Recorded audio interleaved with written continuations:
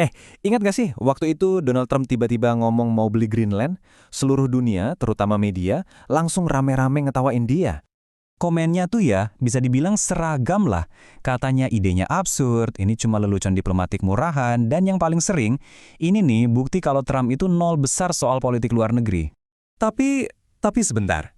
Coba deh kita pikirin ini baik-baik. Gimana kalau yang salah itu sebetulnya bukan Trump? Gimana kalau justru cara kita semua selama ini ngebaca peta dunia itu yang keliru? Oke. Biar kita bisa ngerti ini semua, kita lupain dulu deh gosip-gosip politiknya.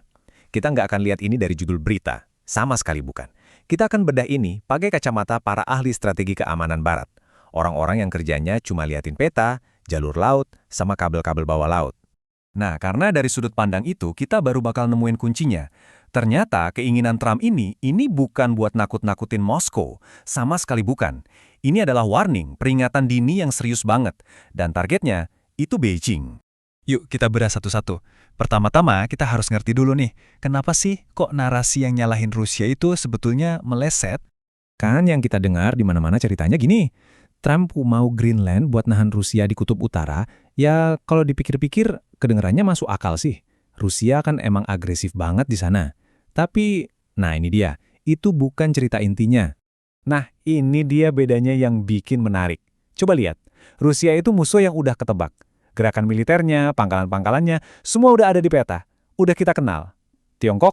Wah, mainnya jauh lebih halus. Mereka nggak datang pakai kapal perang. Mereka masuk lewat ekonomi, lewat proyek-proyek sipil. Saking niatnya, Tiongkok sampai bikin istilah sendiri loh, negara dekat Arktik. Ini penting banget buat dicatat. Ini bukan istilah geografi. Tiongkok itu kan ribuan kilometer jauhnya. Ini tuh murni klaim politik, buat cari-cari alasan supaya mereka bisa hadir dan punya suara di wilayah yang sebenarnya bukan lapangan bermain mereka. Dan strateginya tuh kebaca banget. Polanya selalu sama. Di mana-mana. Pertama, pura-puranya riset ilmiah. Terus, masuk di investasi tambang. Abis itu, nawarin diri buat bangunin pelabuhan. Dan puncaknya, mereka mulai ngelirik infrastruktur paling vital, kayak kabel data bawah laut. Ini bukan agresi militer yang terang-terangan. Ini infiltrasi. Pelan-pelan, tapi pasti. Nah, kalau kita lihat Greenland, kondisinya tuh target empuk banget buat strategi kayak gini. Bayangin aja, wilayahnya super luas, kaya sumber daya alam, tapi penduduknya sedikit banget dan ekonominya bergantung sama bantuan luar. Ini kan ibarat pintu yang kebuka lebar buat Tiongkok, pintu masuk buat nancepin pengaruhnya pas di depan gerbang Atlantik Utara. Oke, sekarang coba kita zoom out sedikit. Kita lihat gambaran besarnya. Karena semua ini tuh terjadi di sebuah medan perang baru yang sering banget kita lupain. Arktik, Kutub Utara. Dan ini bukan lagi cerita fiksi ilmiah buat masa depan ya. Ini beneran kejadian, sekarang juga. Jadi gini, es yang mencair di kutub itu, ini bukan lagi cuma soal lingkungan. Secara geopolitik, ini kayak ngebuka kotak Pandora.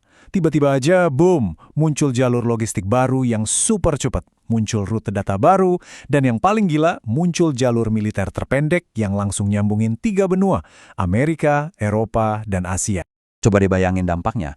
Rute baru ini bisa motong waktu kirim barang dari Asia ke Eropa gila-gilaan.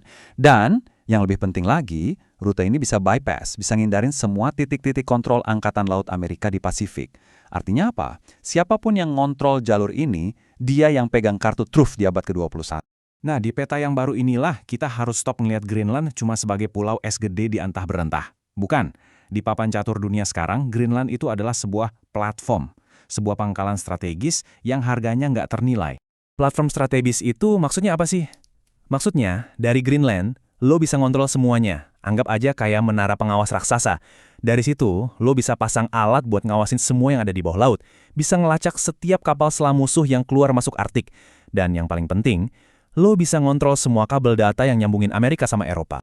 Nah, sekarang kita udah ngerti kan seberapa vitalnya Greenland. Kalau udah ngerti, kita jadi bisa paham kalau tindakan Trump yang kelihatannya asal-asalan itu sebetulnya adalah pesan. Pesan yang udah diperhitungkan, yang dikirim buat audiens yang sangat-sangat spesifik.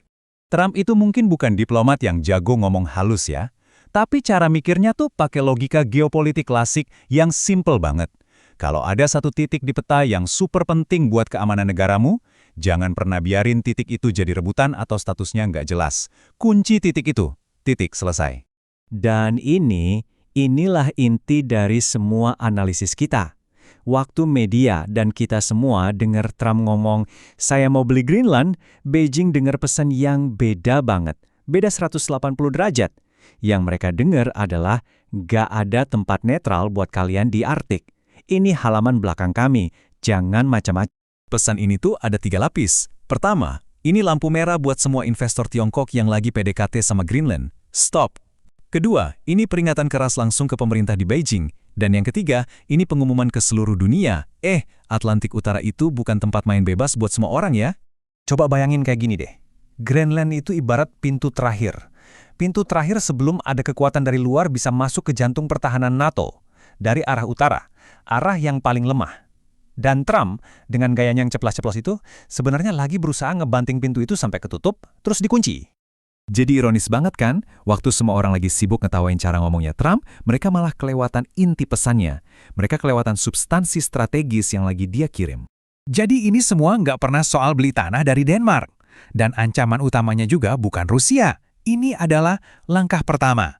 Langkah pembuka dari sebuah pertandingan besar yang baru aja dimulai. Perebutan pengaruh antara Amerika dan Tiongkok di Arktik.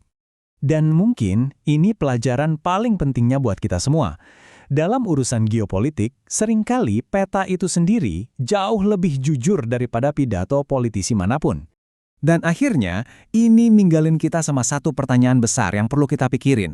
Kalau kita aja bisa salah total ngebaca peta Greenland, kira-kira peta kekuatan dunia mana lagi ya yang sekarang ini lagi kita salah baca?